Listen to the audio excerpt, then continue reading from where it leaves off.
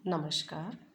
BA part 1 अर्थशास्त्र paper second भारतीय आर्थिक पर्यावरण की इस क्लास में आज हम जिस टॉपिक का अध्ययन कर रहे हैं उस टॉपिक का नाम है भारतीय अर्थव्यवस्था की आधारभूत विशेषताएं। हम भारतीय अर्थव्यवस्था की उन आधारभूत विशेषताओं का अध्ययन करेंगे जो इसे विश्व की अन्य अर्थव्यवस्थाओं से अलग करती है। विश्व के विभिन्न देशों को प्राय दो भागों में विभाजित किया जाता है: विकसित देश डेवलप्ड कंट्रीज, कम विकसित देश या अल्प विकसित अथवा विकासशील देश लेस डेवलप्ड और अंडर डेवलप्ड कंट्रीज। अल्प विकसित अर्थव्यवस्था की परिभाषा और अर्थ क्या है, अब हम उसको समझते हैं। संयुक्त राष्ट्र संघ के विशेषज्ञों के अनुसार अल्प विकसित अर्थव्यवस्था का आशय उन देशों से लगाया जाता है जिनकी प्रति व्यक्ति वास्तविक आय अमेरिका, कनाडा, ऑस्ट्रेलिया व पश्चिमी यूरोप की प्रति व्यक्ति वास्तविक आय से कम होती है। अर्थशास्त्र की ऑक्सफोर्ड डिक्शनरी के अनुसार एक विकासशील या कम विकसित देशों को कई संकेतों के आधार पर परिभाषित किया जाता है, जिनमें आमदनी, साक्षरता व जीवन प्रत्याशा शामिल होते हैं। सुप्रसिद्ध अर्थशास्त्री प्रोफेसर डॉक्टर जगदीश भगवती का मत है कि ये देश ऊंची आमदनी की दौड़ में पीछे रह गए हैं तथा अपनी संभावित आय के स्तरों की तुलना में भी अल्प विकसित पाए जाते हैं। इस प्रकार प्रोफेसर भगवती ने इस तथ्य पर विशेष ध्यान आकर्षित किया है कि अनेक देश इस अर्थ में अल्प विकसित हैं, उनमें आमदनी के वर्तमान स्तर विकसित राष्ट्रों के स्तरों की तुलना में काफ़ी नीचे पाए जाते हैं। अब हम सैमुएल्सन व नॉर्डहाउस के अनुसार देख रहे हैं, उन्होंने इसको कैसे परिभाषित किया है। एक विकासशील देश का सबसे महत्वपूर्ण लक्षण यह होता है कि उसकी प्रति व्यक्ति आय नीची होती है। इसके अलावा विकासशील देशों में प्राय लोगों का स्वास्थ्य कमज़ोर होता है, उनमें साक्षरता के स्तर नीचे होते हैं, वे व्यापक कुपोषण के शिकार होते हैं तथा उनके पास काम करने के लिए पूंजी कम होती है। इस प्रकार एक विकासशील देश में प्रति व्यक्ति वास्तविक आय नीची होती है। स्वतंत्रता प्राप्ति से पूर्व कई सदियों तक भारतीय अर्थव्यवस्था गतिहीन, पिछड़ी हुई और अल्पविकसित बनी रही, लेकिन स्वतंत्रता प्राप्ति के बाद से विशेषतर पंचवर्षीय योजनाओं में आर्थिक विकास के लिए सक्रिय कदम उठाए गए हैं। वर्तमान परिस्थितियों में भारतीय अर्थव्यवस्था को विकासशील अर्थव्यवस्था कहना अधिक उपयुक्त होगा। आर्थिक विकास के साथ साथ आर्थिक पिछड़ेपन के संकेत भी कम होते जा रहे हैं। भारतीय अर्थव्यवस्था में विकास की काफ़ी संभावनाएं हैं। हम भारतीय अर्थव्यवस्था की विशेषताओं का अध्ययन दो प्रकार से करेंगे: India as an under developed economy, एक अल्पविकसित अर्थव्यवस्था के रूप में, और दूसरा हम इसमें देखेंगे एक विकासशील अर्थव्यवस्था के रूप में, India as a developing economy. पहले अब हम समझते हैं एक अल्पविकसित अर्थव्यवस्था के रूप में इसकी विशेषताएं कैसी है, उसको देख रहे हैं। एक एक करके हम इन विशेषताओं को समझते हैं। सबसे पहली विशेषता है प्रति व्यक्ति नीची आय। भारत में प्रति व्यक्ति आय का स्तर बहुत नीचा है। 2009 में भारत में प्रति व्यक्ति सकल राष्ट्रीय उत्पत्ति ग्रॉस नेशनल प्रोडक्ट $995 थी। इसी वर्ष नॉर्वे में यह $86,440 थी। इस प्रकार भारत की प्रति व्यक्ति आय नॉर्वे की तुलना में लगभग 73वां भाग थी। नेक्स्ट हम इसमें समझते हैं धन व आय के वितरण में असमानता। भारत में धन और आमदनी के वितरण में भारी असमानता पाई जाती है। आज भी ग्रामीण क्षेत्रों में चोटी के थोड़े से परिवारों के पास ग्रामीण परिसंपत्ति का ज़्यादा अंश पाया जाता है और अधिक परिवारों के पास में थोड़ा अंश पाया जाता है। इससे ग्रामीण परिसंपत्ति के असमान वितरण का पता चलता है। शहरों में आर्थिक असमानता गांवों की अपेक्षा अधिक पाई जाती है। धन के वितरण की असमानता आय के वितरण की असमानता से भी अधिक पाई जाती है। नेक्स्ट हम देखते हैं कृषि की प्रधानता।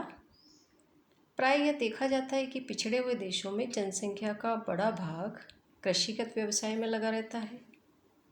जहाँ खनिज पदार्थ पाए जाते हैं वहाँ श्रमिकों को खानों में काम मिल जाता है। अन्यथा गैर कृषिगत क्षेत्रों में रोजगार के साधनों की कमी से जनसंख्या विशेषतः खेती की ओर ही मुड़ती है। इन देशों की राष्ट्रीय आय का अधिक भाग कृषिगत उत्पादन से प्राप्त होता है।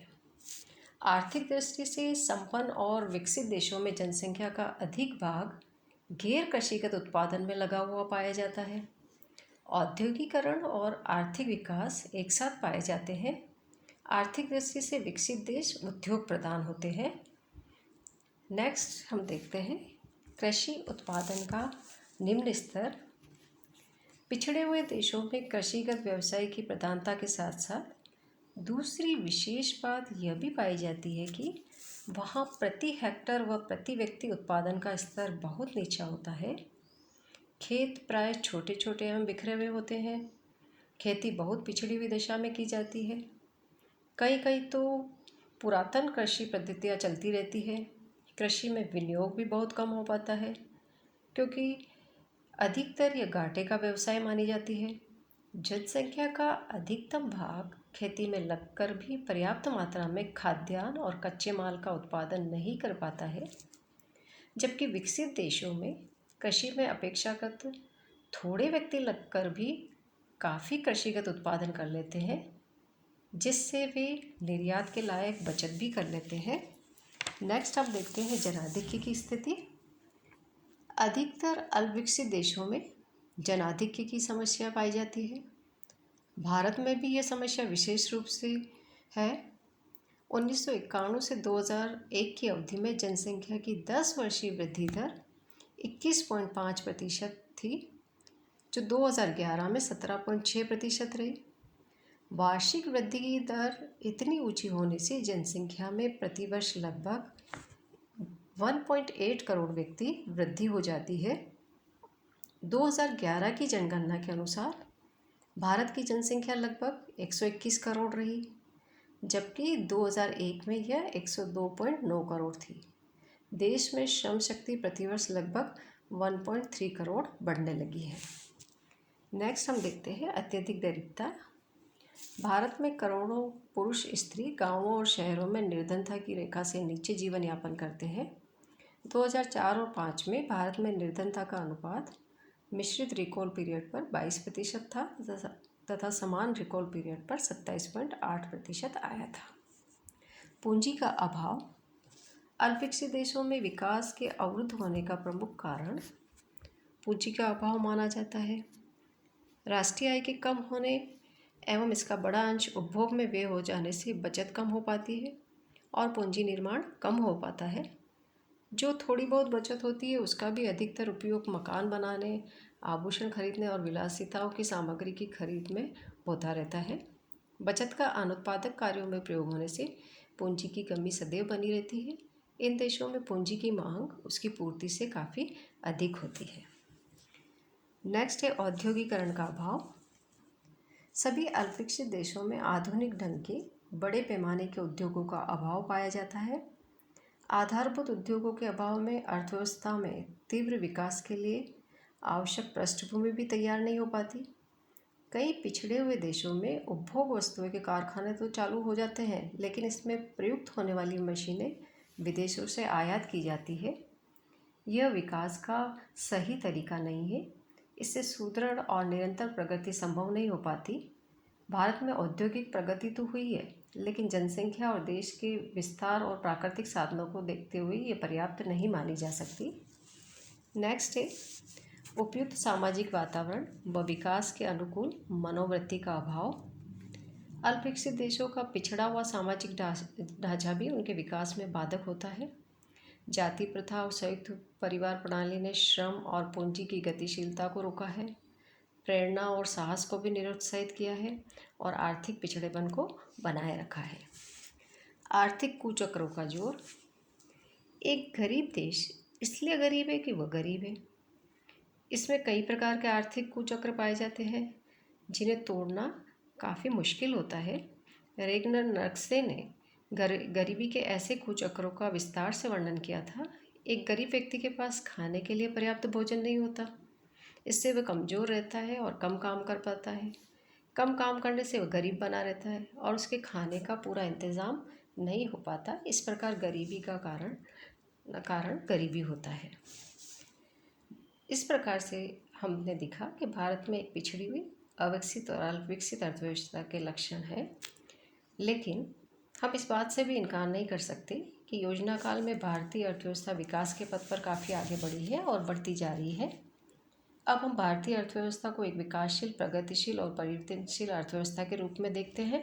तो नेक्स्ट अब हम समझते हैं भारत एक विकासशील अर्थव्यवस्था के रूप में इसकी क्या क्या विशेषताएं हैं। भारत में नियोजित मिश्रित अर्थव्यवस्था, जिस प्रकार अमेरिका या जापान अर्थव्यवस्था को विकसित अर्थव्यवस्था कहा जाता है, पूंजीवादी अर्थव्यवस्था कह सकते हैं, उसी प्रकार भारतीय अर्थव्यवस्था को नियोजित, मिश्रित और विकासशील अर्थव्यवस्था का नाम दे सकते हैं। यहाँ आर्थिक विकास के लिए पंचवर्षीय योजनाएं बनाई जाती है। इसे मिश्रित इसलिए भी कहा जाता है, यहाँ सार्वजनिक क्षेत्र एवं निजी क्षेत्र दोनों को काम करने का अवसर दिया जाता है। राष्ट्रीय आय में वृद्धि। योजना काल में राष्ट्रीय आय में 2004 और 5 के मूल्य पर प्रथम योजना में 4.2% की वृद्धि हुई थी, जो 10वीं योजना में 7.5% हो गई। 11वीं योजना में यह 7.7% आगे गई। 1950 और 51 से पूर्व कई दशाब्दियों तक भारतीय अर्थव्यवस्था में विकास की दर मुश्किल से 1% रही थी। योजना काल में पहले की तुलना में तेज रफ्तार से आर्थिक विकास हुआ है। नेक्स्ट हम देखते हैं बचत और विनियोगों में वृद्धि हुई है।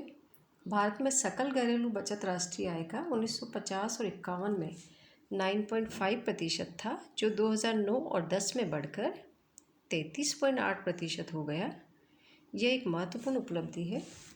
पूंजी निर्माण या निवेश की समायोजित दर इसी अवधि में 9.3% से बढ़कर 36.6% हो गई।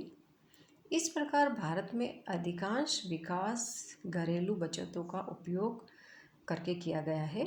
योजना काल में बचत और विनियोग की दर की वृद्धियाँ भारत में विकासशील अर्थव्यवस्था को प्रकट करती है।